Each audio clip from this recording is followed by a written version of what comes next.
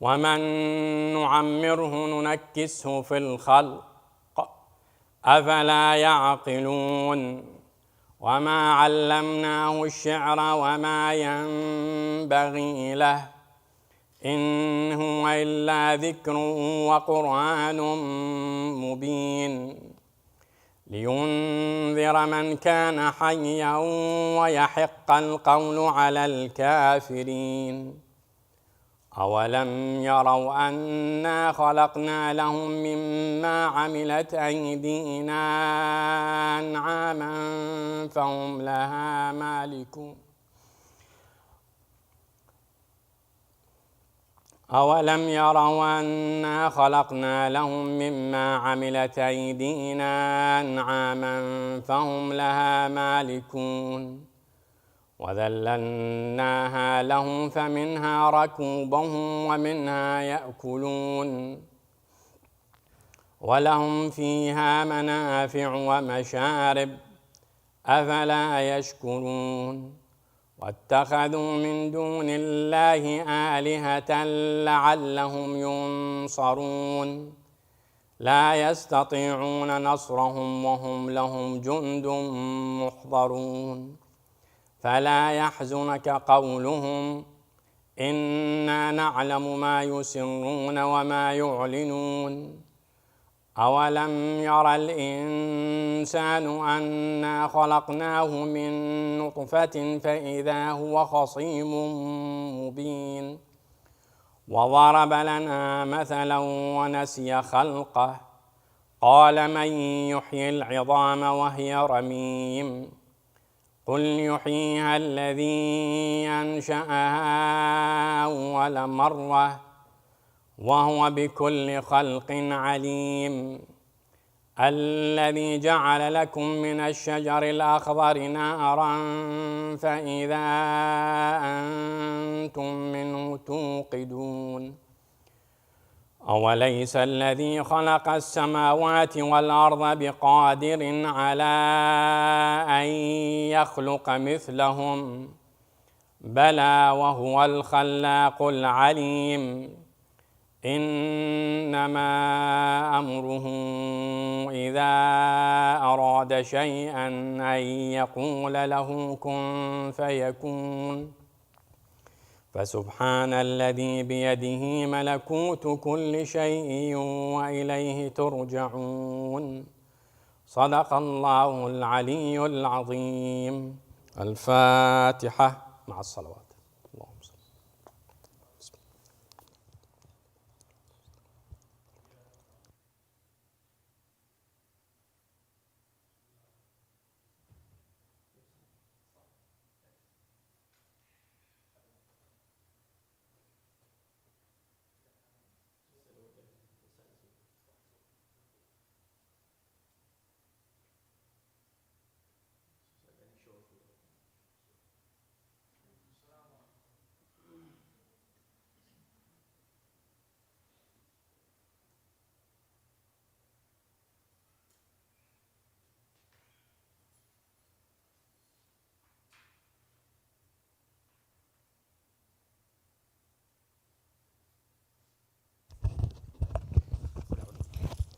أعوذ بالله من الشيطان الرجيم. بسم الله الرحمن الرحيم. إنا أنزلناه في ليلة القدر وما أدراك ما ليلة القدر. ليلة القدر خير من 1000 شهر. تنزل الملائكة والروح فيها بإذن ربهم من كل أمر. سلام هي حتى مطلع الفجر. صدق الله العلي العظيم.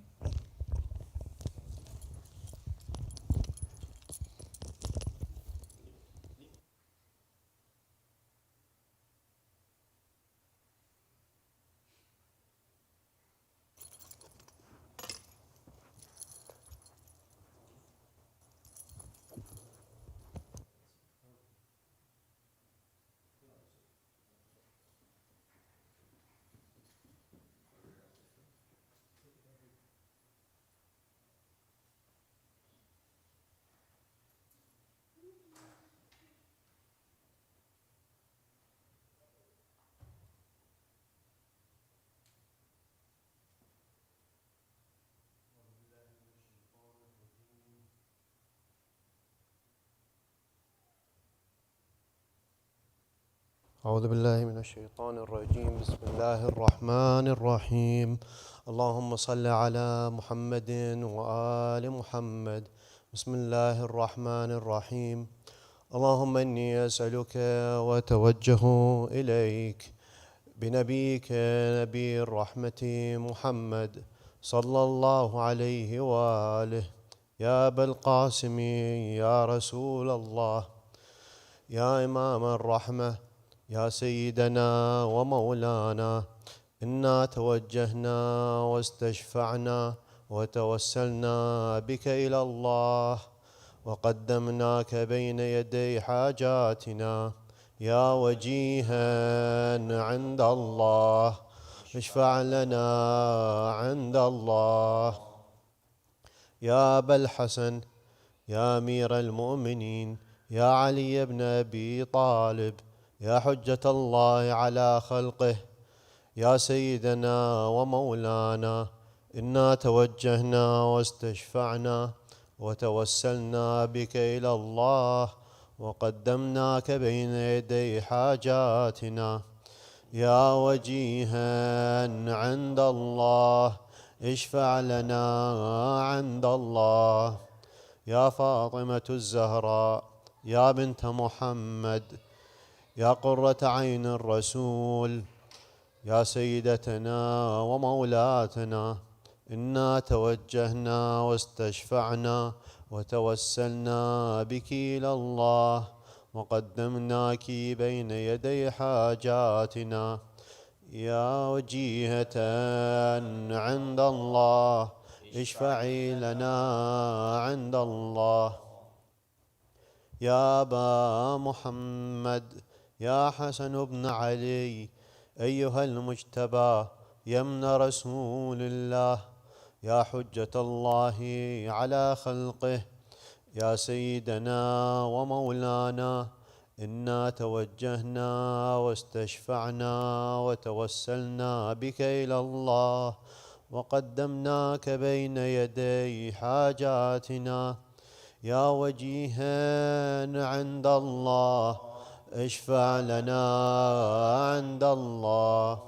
يا أبا عبد الله، يا حسين بن علي، أيها الشهيد، يا ابن رسول الله، يا حجة الله على خلقه، يا سيدنا ومولانا، إنا توجهنا واستشفعنا وتوسلنا بك إلى الله وقدمناك بين يدي حاجاتنا، يا وجيها عند الله اشفع لنا عند الله.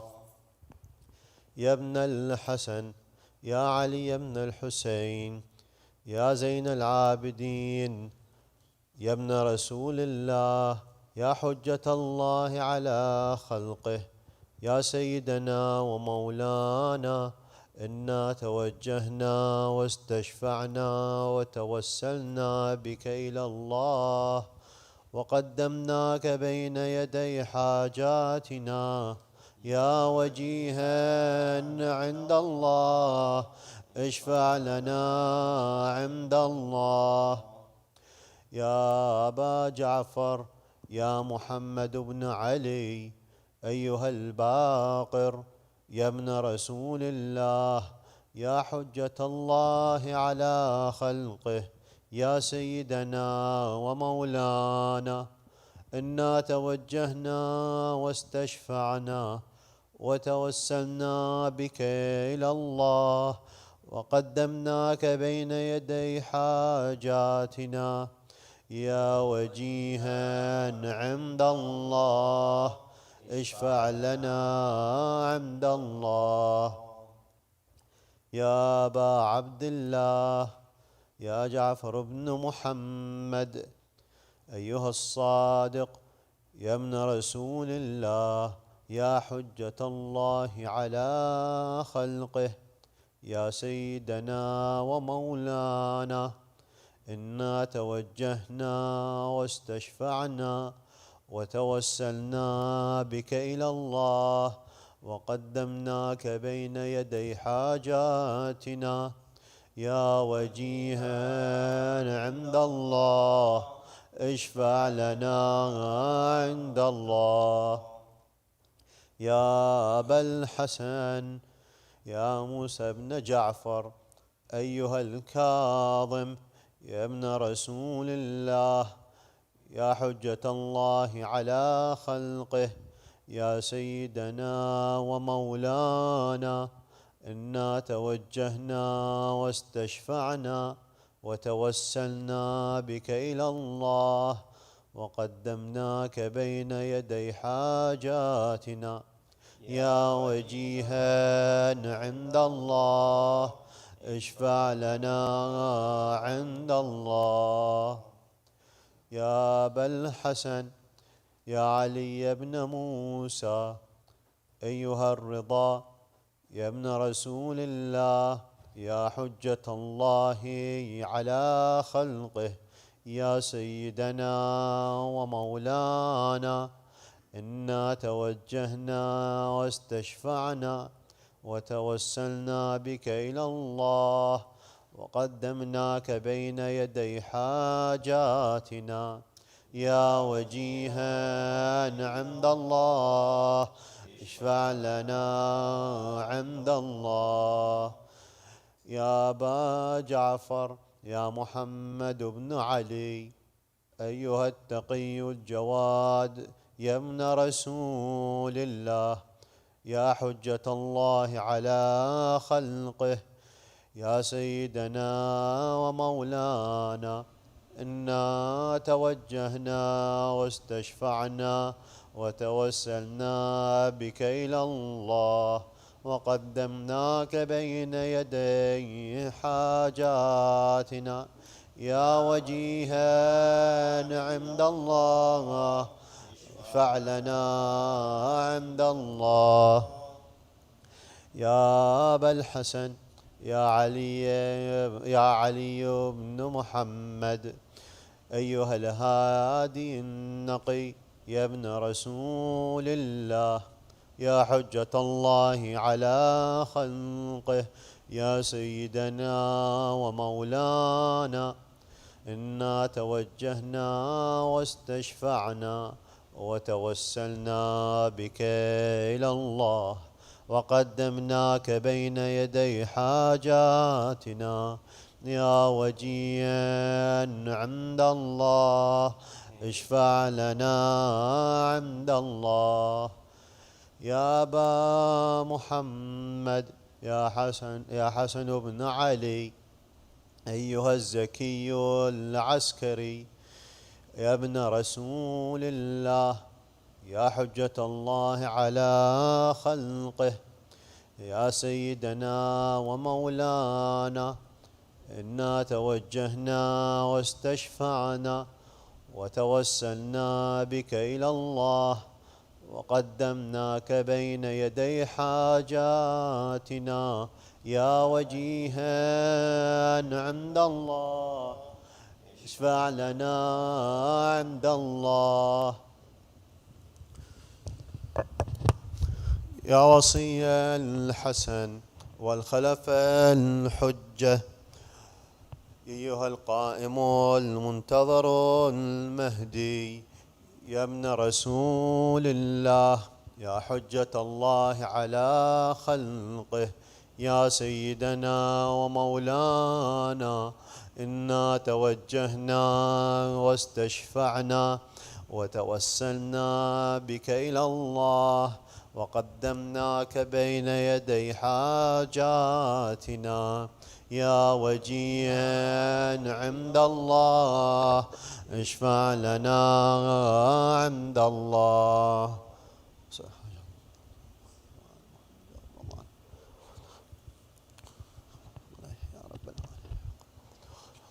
يا سادتي وموالي، إني توجهت بكم أئمتي وعدتي ليوم فقري وحاجتي إلى الله، وتوسلت بكم إلى الله واستشفعت بكم إلى الله، فاشفعوا لي عند الله واستنقذوني من ذنوبي عند الله، فإنكم وسيلتي إلى الله، وبحبكم وبقربكم أرجو نجاة من الله، فكونوا عند الله رجائي يا سادتي يا أولياء الله.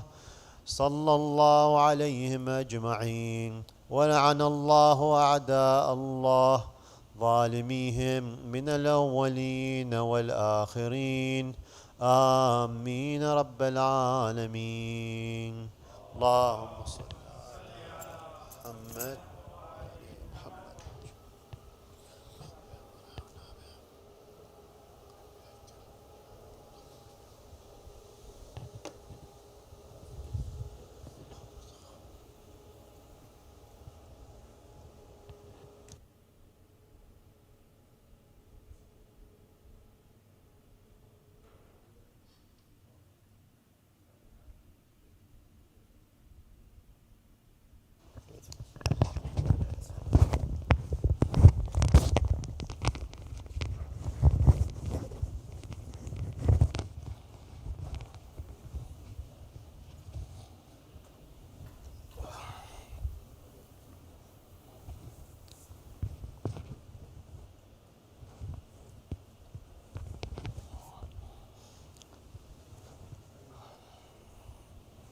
رحم الله من قرأ سورة الفاتحة. بسم الله الرحمن الرحيم. الحمد لله رب العالمين الرحمن إياك نعبد وإياك نستعين اهدنا الصراط المستقيم صراط الذين أنعمت عليهم ولا الضالين.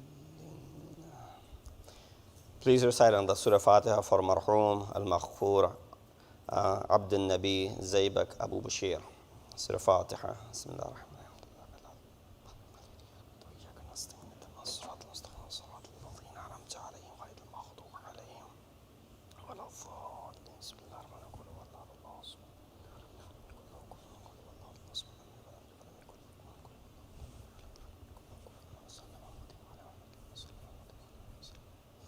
أعوذ بالله من الشيطان الرجيم. بسم الله الرحمن الرحيم.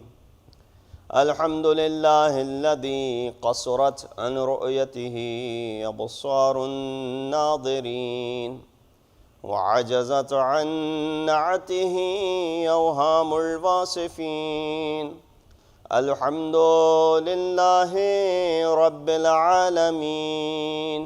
الصلاة والسلام على أشرف الأنبياء والمرسلين خاتم النبيين أبي القاسم محمد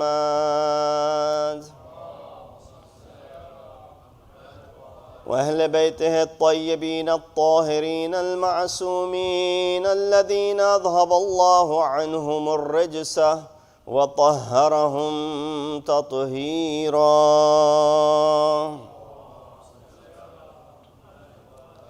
أما بعد، فقد قال الله تبارك وتعالى وقوله الحق وهو أصدق القائلين. بسم الله الرحمن الرحيم. والسماء والطارق وما أدراك ما الطارق النجم الثاقب إن كل نفس لما عليها حافظ. صدق الله العلي العظيم. صلوا على محمد وعلى السلام عليكم ورحمة الله وبركاته.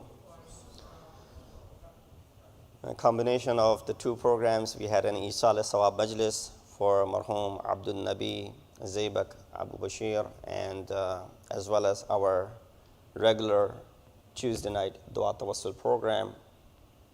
So what I will do, inshallah, do justice to both. I will continue with the discussion that we had for our Tuesday night, and that is the Tafsir of Quran. And inshallah, I will merge it with the words of Masaib towards the end, Musibat of Sayyidu Shuhada, for the Isal al-Thawab of the Marhum for whom we have gathered over here tonight. We ask Allah subhanahu wa ta'ala to elevate the status of Marhum give him a place in the jiwar of Ahl Bayt alayhim salatu wassalam.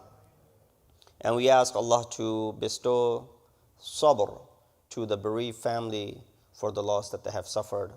May Allah subhanahu wa ta'ala shower His endless mercy on the marhum in the life hereafter. I recited the first few ayat of Surah at-Tariq, as the first two verses speak, and they tell us that the surah is what surah? And that is the normal thing if you look in the 30th juz of Quran. In the last juz of Quran, you find that majority of the surahs, their names are in the first couple of ayat, right?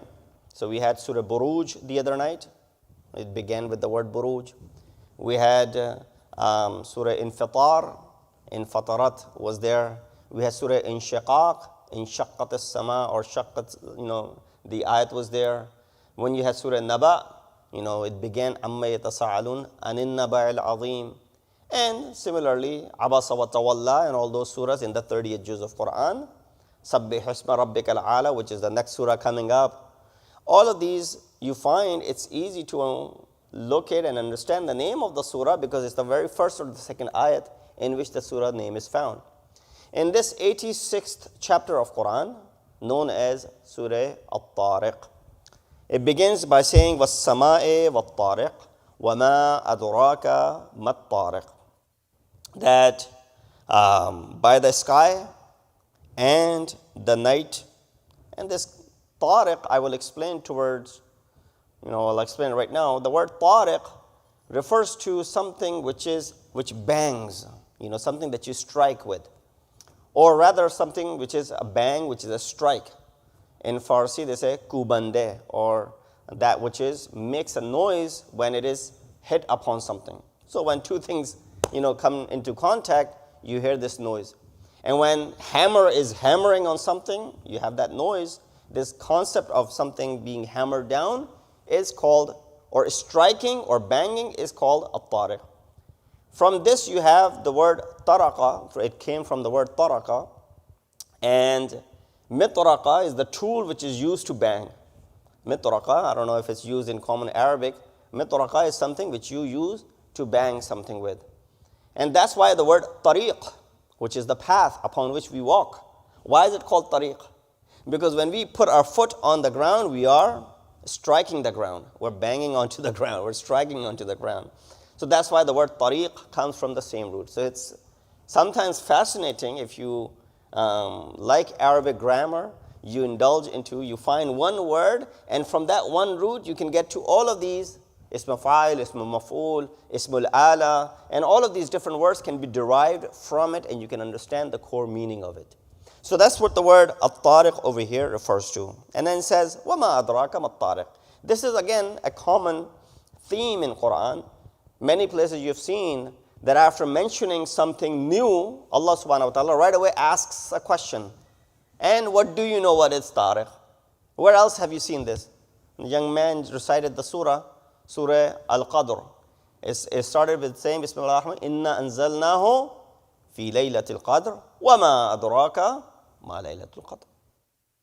Or other places as well, La uqsimu bi yawm al-qiyamah, and other places as well, or al-qari'atu mal-qari'a, wa ma adraka mal-qari'a. This is a common occurrence in Quran, that Allah, after mentioning questions. Now what is this question about? Is He questioning us? No, the Quran is being revealed onto the heart of the Holy Prophet, Hazrat Muhammad Mustafa sallallahu alayhi wa alihi wa sallam. So he's the one who's being asked this question. What Tariq? O Prophet, what do you know what this Tariq is? And then of course, the next few ayat give the further explanation of the surah. And what can you make of what is the night comer? Or what is the night comer? It is a piercing star. This Tariq refers to basically a star. Why is it called a Tariq? Because it comes out in the darkness of the night. When the first streak of light comes, that is the time of Subh Sadiq, that strike of the star that light that pierces through, it breaks open the darkness. When it breaks open the darkness, this is banging onto the darkness, right? The light is banging onto the darkness, striking the darkness and splitting it open. From there, you have the concept of this tariq. The next ayat talks about najm al-thaqib. The word thaqib means a hole, and this is the similar concept which I just mentioned, as the star with its nur makes a hole into the darkness. And as soon as it makes the hole into the darkness, it starts spreading. And then the next couple of ayat talk about the creation of insan. So the fourth verse in this chapter, which I recited the last, it says, in kullu nafsin lamma alayha hafiz. That, there are these kiraman katibin that Allah subhanahu wa ta'ala has placed for you. Raqib and atid, who are what? There is no soul, but that it has its protector.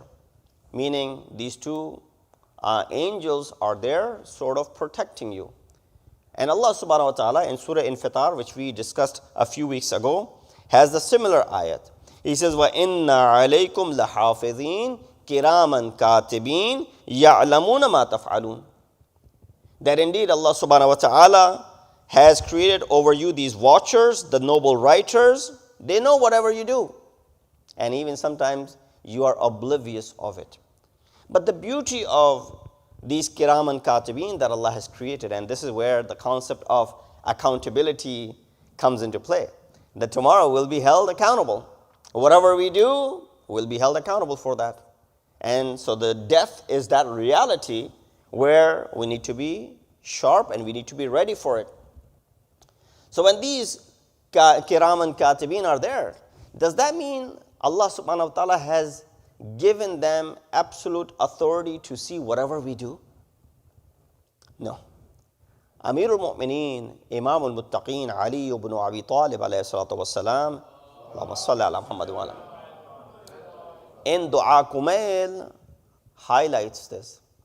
When you go towards the end of Dua Kumail, Imam speaks about kiraman katibin alladhina wakkaltahum بِحِفْظِ مَا يَكُونُ مِنِّي وَجَعَلْتُهُمْ شُهُودًا, and so on and so forth. When you're reciting, you remember, but when you're trying to repeat it, وَالشَّاهِدَ لِمَا خَفِيَ عَنْهُمْ. That's the point here I'm trying to make. That's my proof that yes, even the kiraman katibin are not aware of everything that you do. Why? Amirul Mu'mineen says, وَالشَّاهِدَ, oh Allah, you are witness, which is hidden from even the kiraman katibin. وَالشَّاهِدَ لِمَا خَفِيَ عَنْهُمْ. That these kiraman katibin, or these angels, even to them, Allah subhanahu wa ta'ala is sattarul uyub, that He is protected from their view as well, some of the things that we do. Only Allah subhanahu wa ta'ala is aware of that. So this is again a blessing from Allah subhanahu wa ta'ala, that He has kept this secret from them. An overview of the surah is that this surah, like many chapters in the 30th juz of Quran, their main theme is the Day of Judgment. They talk about Ma'ad and the discussion of resurrection. Qiyamah is the main theme here as well. The second theme that you find in this surah is the creation of mankind, insan, and Allah subhanahu wa ta'ala highlights and touches upon the discussion on Quran towards the end. Reason behind this surah being named at-Tariq, the first ayat and the second ayat. So, well, that's the reason, because the ayat was revealed as was samai wa at-Tariq. But why name it? Why even talk about Tariq? Well, Allah subhanahu wa ta'ala in Quran is fascinating us.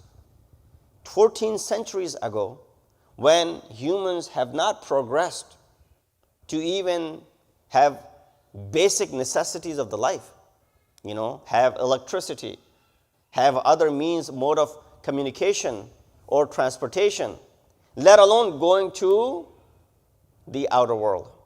Even at that time, highlighting this is a promise to the human development. This is a promise, the potential that humans possess 14 centuries ago.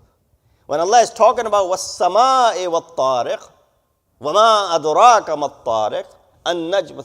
He's talking about it that you one day will encounter, and you one day will be able to conquer that. And you one day will be able to reach that place as well. So here we see that this surah has 17 verses in this chapter. There are 61 words and there are 239 letters in it. Surah Tariq is placed, as I mentioned before, at number 86 in Quran. Although this number 86 in Quran, which is the placement done by Rasulullah, is not the chronological order of the revelation. Meaning it was not revealed at number 86 in Quran. In fact, it was revealed much early, because this surah, with the tone of the surah, you can understand the majority of the 38 juz surahs were revealed where? Makkatul Mukarramah. Rasulullah spent the later 11 years of his life in Madinatul Munawwara. Majority of the Quran was revealed in Medina. So this surah is revealed in Makkah, but it said number 86. Does that make sense? No. Meaning what? This is placed at number 86. But the original chronological order of revelation, it was number 36. The surah was revealed at the number 36. The surah that was revealed after this is Surah Balad, which is placed at number 90. So this surah, like many other 38 juz surahs, contains beautiful oaths. Really, these are oaths.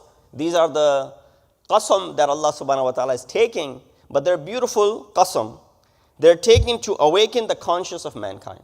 That you're sleeping, you're in a slumber, wake up. The initial oath serve as the prelude to the important reality which will be mentioned towards the end of the surah. Sallu ala Muhammad wa ali Muhammad.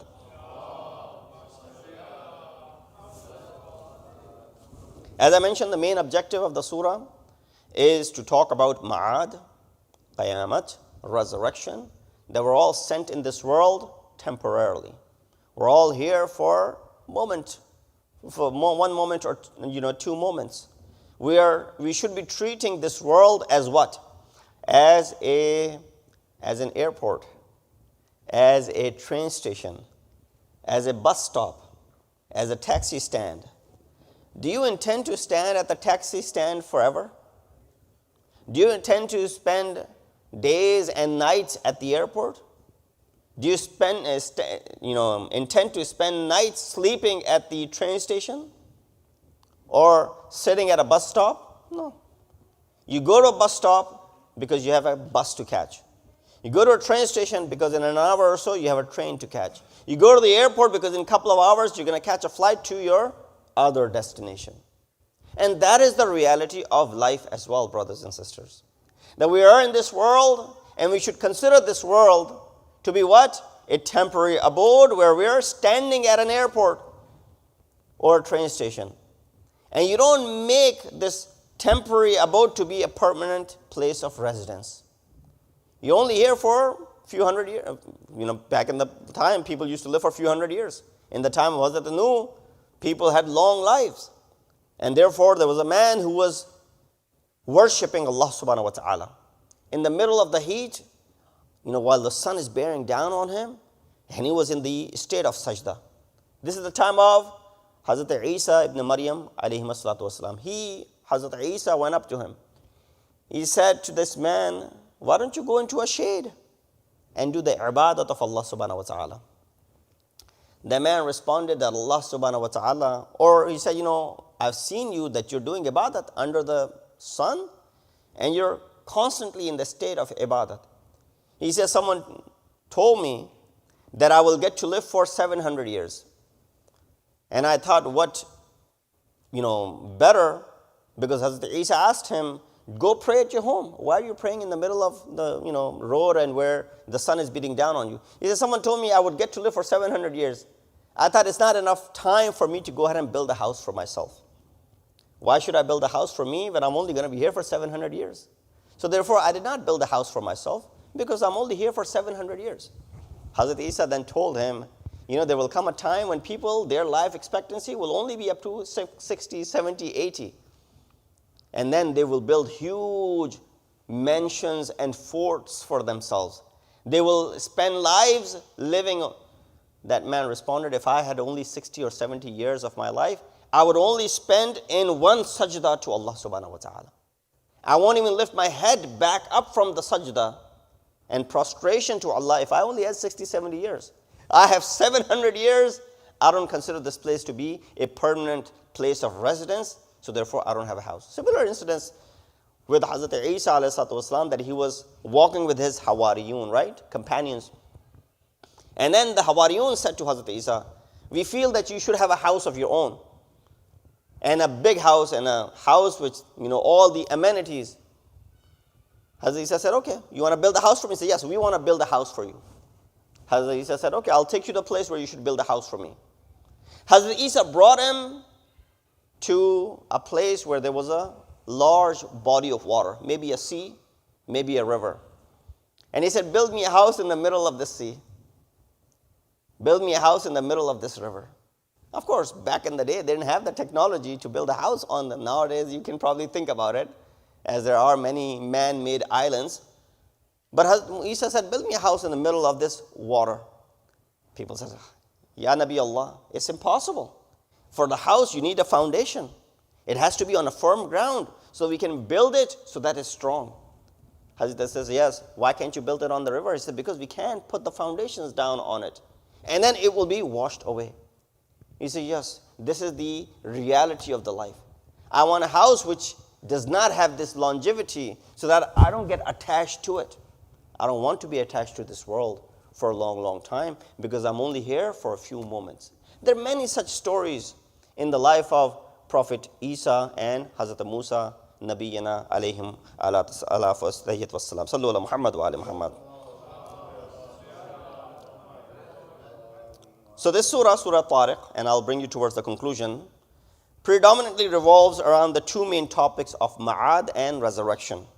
Ma'ad and Rastakhiz. It also highlights the importance of Quran and the value of Quran towards the end. In the beginning of the surah, of course, there are some oaths that Allah takes. Was-sama'i, wat-tariq, wan-najm, and wama adraka mat-tariq, and all those swears and the oaths that Allah subhanahu wa ta'ala is taking in the beginning. It points towards the divine protectors, as we discussed before. To prove the existence of Ma'ad, Allah subhanahu wa ta'ala talks about how He brought you into being at the first place. He said, your khilqat, your creation was from which? It says, فَلْيَنْظُرِ الْإِنسَانُ مِمَّا خُلِقَ خُلِقَ مِنْ مَاءٍ دَافِقٍ يَخْرُجُ مِنْ بَيْنِ الصُّلْبِ وَالتَّرَائِبِ. That insan should observe how he was created. He was created from a fluid emerging between the backbone and the ribs. Of course, you understand what Allah subhanahu wa ta'ala is referring to. That you're born from this liquid, this fluid, which is najis basically. And this is your beginning. So by proving and talking about the beginning of insan and the creation of insan through which Allah created insan with, He said, when I created you with this, it is much easier for me to recreate you on the day of judgment. Because what was the problem with the people, polytheists and the mushrikeen of Makkah at that time? Mushrikeen of Makkah, like the atheists today, they deny the existence of Qiyamah. They deny that there is going to be a hereafter. They say, well, you'll die and you'll be buried here. This prophet is telling you fairy tales. There's no truth in it. There's no Qiyamah. There's no Ma'ad. All you have is in this world and you will die and you will be buried. So don't worry about it. Don't listen to them. The reason they would say all of these things was because they wanted to justify their actions. Because their actions were against someone who would be holding himself accountable for the day of judgment. So today, if, for example, all of us are sitting in a classroom. Imagine this is our large classroom. And we're here to study. Why? Because tomorrow we have an exam. Now, all of us sitting over here, some of us will study hard. Some of us will study not as hard. Some of us will, study till the last moment. Last moment, you're looking and flipping through the pages so that, and some of us will be relaxed. And some of us may not even study at all. Why? Because some of us will say, well, there's no exam tomorrow. This is all just hoax. Don't worry about it. There's no exam tomorrow. And then what happens? The reality kicks in. The next day comes and we all have to sit in this exam. Those who studied hard, they will do good in it. Those who studied lightly, they will, I guess, do okay, but they will be feeling remorse. I wish I had studied better. And then those who didn't study at all, they will be the ones in complete failure. They are the ones whom Quran refers to as khasirun. Khasir al-khasirun. And even in Surah Wal-Asr, innal insana lafi khusr. That indeed insan and mankind is at a great loss. Why? Because of this. So hence we understand that while it's very difficult for us to prove, if there was no Quran, it would have been very difficult for us to prove to any of our children that there's a day of judgment, that there's a day when we will be held accountable. Similar was the reason why these polytheists were making this argument. Allah subhanahu wa ta'ala, to prove the existence of ma'ad after the first life, it starts pointing out towards the birth of mankind through the liquid, and then draws a conclusion that God is capable of creating you from a worthless fluid. He has the ability to recreate you once again. You think we'll die and we'll be buried and our bodies and the bones will be scattered and there's no bringing us back tomorrow? No. You don't understand. There's definitely bringing us back. So there are some features and the specialties of this surah, of reciting it. Ubay ibn Ka'ab narrates from Rasulullah sallallahu alayhi wa alihi wasallam, who said, and sometimes you hear these rawayat of giving you incentives, and you say, every surah has these sort of incentives. Yes, don't take it for granted. It says, whoever recites this surah, Surah at-Tariq, Allah will bestow upon him the reward of 10 good deeds for each star that exists on the sky. Can you count the stars on the sky that we can see? He said, someone who recites it, Allah will give you 10-fold reward. And there's more reward for it if you were to memorize and recite it in your Salatul Wajib. In your Namaz Wajib. It's not a long surah. If you were to recite it in Namaz Wajib, Salatul Wajib, there will be more thawab for it. This surah was revealed in Makkah, as I mentioned before. It was revealed around the time or between the hijrah toward Habasha, the first migration of Muslims, led by Ja'far al-Tayyar, brother of Amir al-Mu'mineen, and between the Mi'raj of Rasulullah. So before Rasulullah ascended to Mi'raj, in between that period, the surah was revealed. The atmosphere in which the surah was revealed, of course, was the time when the polytheists became deniers of ma'ad, so they can justify their actions, since they believed that ma'ad would only, would have to believe in other things as well. Why do you think they were denying ma'ad? Why do you think they were denying the day of judgment? The reason they were denying the day of judgment is that if you believe in day of judgment, then you have to believe in other things as well. And I want to draw a conclusion with this. Today when we talk about the walayat of Amir al-Mu'mineen and the walayat of Ma'asumin and Ahl Bayt and Athhar, and you hear from our brothers in other madhab that yes, Ahl Bayt are superior. Amir al-Mu'mineen was more knowledgeable. But they still consider him to be the fourth Khalifa. They won't consider him to be the first. Right? They'll call him to be superior, but they'll still consider to be the fourth in line. First Caliph, second Caliph, third Caliph, then Ali. Right? Khulafa ar-Rashidun, that's how they call him. Or when you speak about the events of Karbala, and you talk about the shahadat of Sayyid al-Shuhada, and when a scholar says, the comparison to ma ramait illa, when Allah subhanahu wa ta'ala says in Quran, O Rasul, you did not send that, pebbles, we were the one throwing it. He said the arrow that was shot by Hurmula in Karbala, that arrow departed from Saqifa. It was not the arrow that was initiated in Karbala. This arrow had roots in Saqifa. Saqifa Bani Sa'ida is the event which takes place in Saqifa Bani Sa'ida right after the wafat of Rasulullah, where the division of Ummah where the Khilafat is being handed out to those who became the Khulafa. And they decided for themselves. He said, this is where the first arrow was shot, which then strikes in Karbala. He said, no, don't connect these two things. Why? Because if you connect these two things, then when you condemn Yazid, you'll have to condemn his father. If you condemn his father, you'll have to condemn the third caliph who brought him into power, because it was Uthman who brought Muawiyah into power, right? Because of the family relations. Uthman from Banu Umayyah, the first one from Banu Umayyah, and once he comes into power, he involves who? The family members. He brings them into power. Muawiyah is placed, Marwan is placed. All of these are now given the strategic places. He said, if you talk about Yazid, you're going to have to talk about Muawiyah. When you talk about Muawiyah, you're going to have to talk about the third caliph. And then rest is history. So let's not go in this order, otherwise we will be hitting on our heads. So this is where we try to make sense of it. The walayat of Amirul Mu'mineen and the walayat of Masumin Ahlul Bayt alayhi salatu wassalam, according to our belief, and this is something which our children should understand. While there's much discrepancy in the books of history, that we believe that it is the first Imam, is also the first Khalifa of Allah subhanahu wa ta'ala. Salawat ala Muhammad wa ali Muhammad.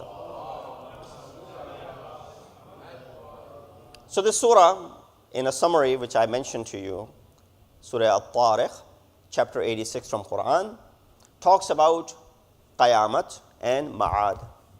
Belief in Ma'ad is important for many reasons. It keeps us on our toes. It keeps us ready that we have to depart as well. كُلُّ نَفْسٍ دَائِقَةُ الْمَوْتِ ثُمَّ إِلَيْنَا تُرْجَعُونَ. Every nafs and soul must taste the agony of death. ثُمَّ إِلَيْنَا تُرْجَعُونَ. And then you will be brought back to us. I want your attention on this, that you will be brought back to us. Especially when I have so many Ahl Zaban, people who is Ahl al-Lugha, who speak the language, they are sitting. Turja'un is not tarja'un, right? Tarja'un means that you will come back. You tell your son, Yalla tarja, right? Come back. At one point you said, no, turja, meaning what? Brought back. Meaning he did not want to come, you're bringing him back.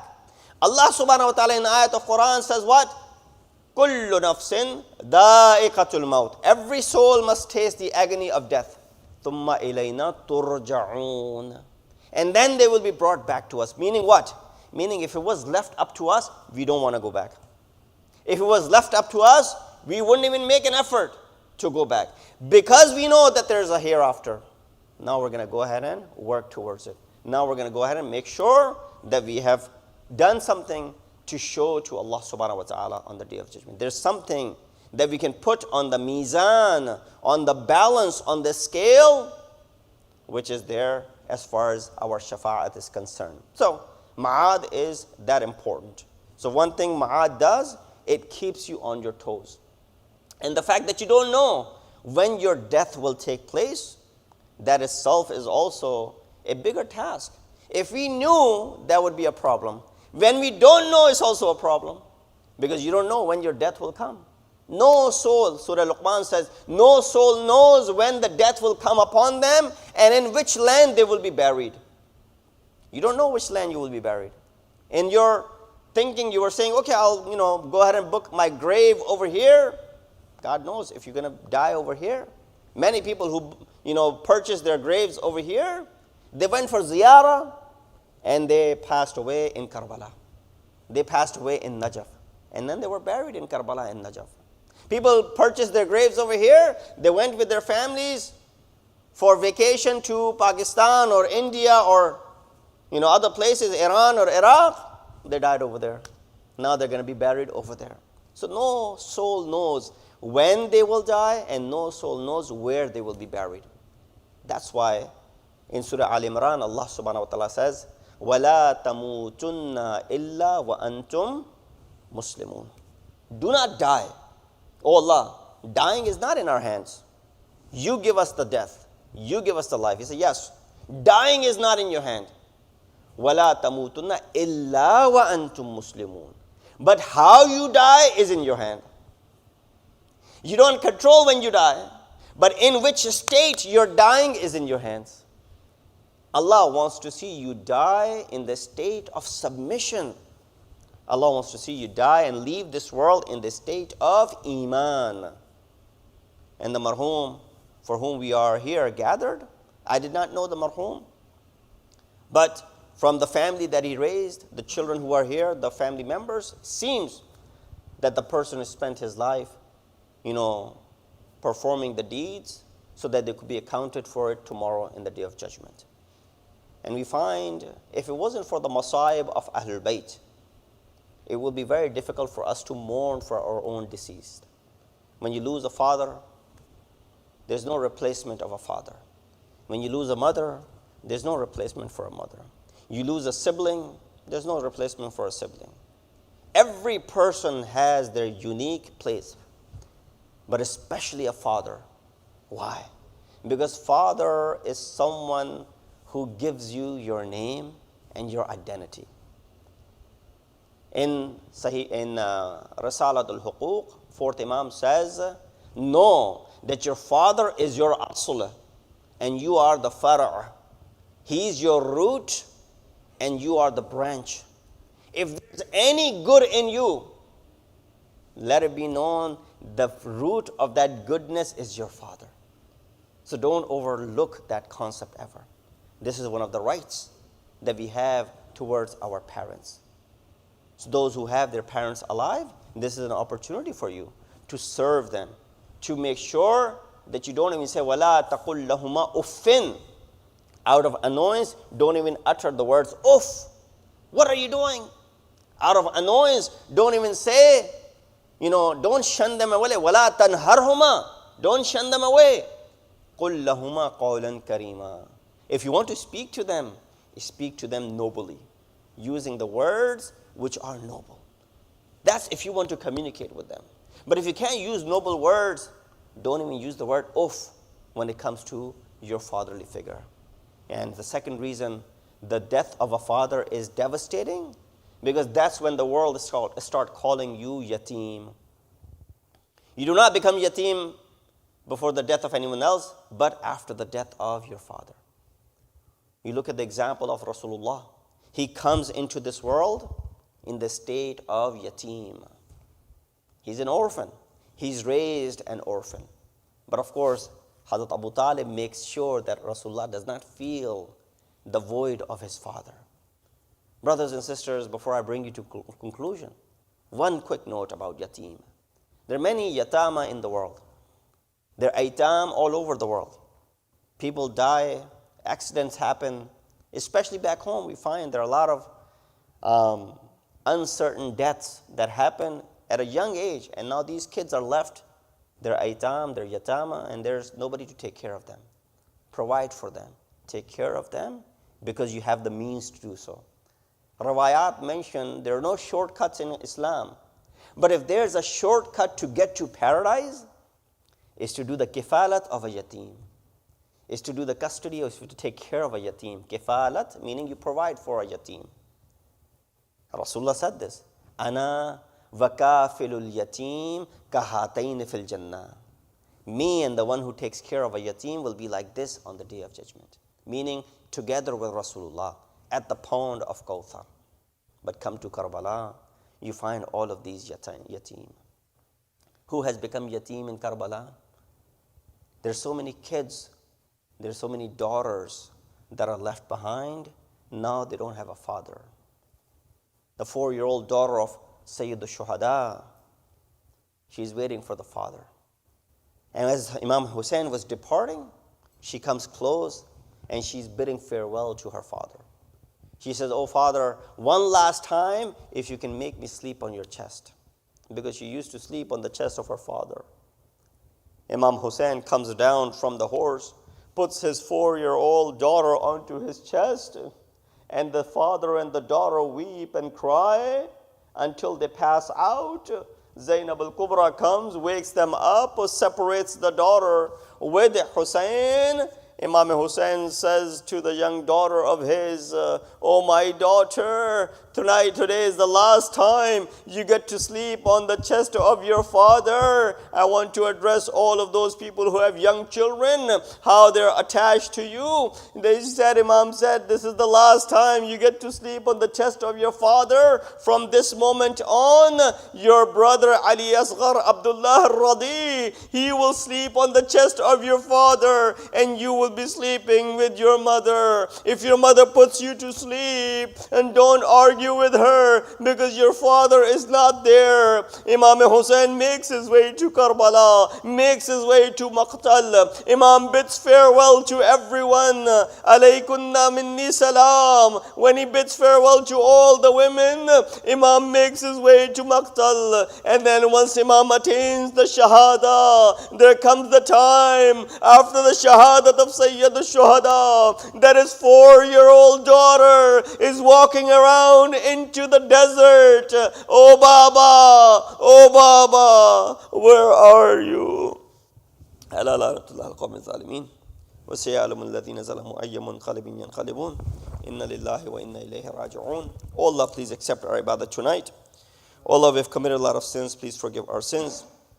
Oh Allah, give us a tawfiq and ability to follow the commands and the teachings of Ahlul Bayt alayhimu salatu wassalam. Oh Allah, hasten the reappearance of our awaited Imam. Make us amongst the helpers and the soldiers of Imam Zamana. Please recite a Surah Fatiha and 3 times Surah Ikhlas for Marhum Abd al-Nabi Zaybak Abu Bashir. Bismillah ar-Rahman ar-Rahim. Alhamdulillah Rabbil Alameen.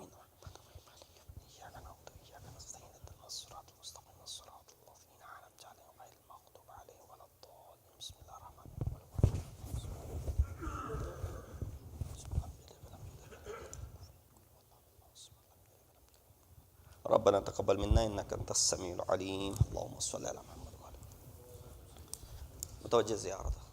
السلام عليك يا رسول الله، السلام عليك يا نبي الله، السلام عليك يا حبيب الله، السلام عليك يا خيرة الله، السلام عليكم ورحمة الله وبركاته. السلام عليك يا أبا عبد الله، السلام عليك يا ابن رسول الله، السلام عليك وعلى جدك وأبيك وعلى أمك وأخيك ورحمة الله وبركاته. السلام عليك يا غريب الغرباء، السلام عليك يا معين الضعفاء والفقراء، السلام عليك يا شمس الشموس وعنيس النفوس، أيها المدفون بأرض توصل ابن موسى رضا ورحمة الله وبركاته. السلام عليك صاحب العصر والزمان، السلام عليك إمام الإنس والجان، السلام عليك شريك القرآن، أجل الله تعالى فرجك وسهل الله مخرجك وظهورك وجعلنا من أوانك وانصارك ورحمة الله وبركاته.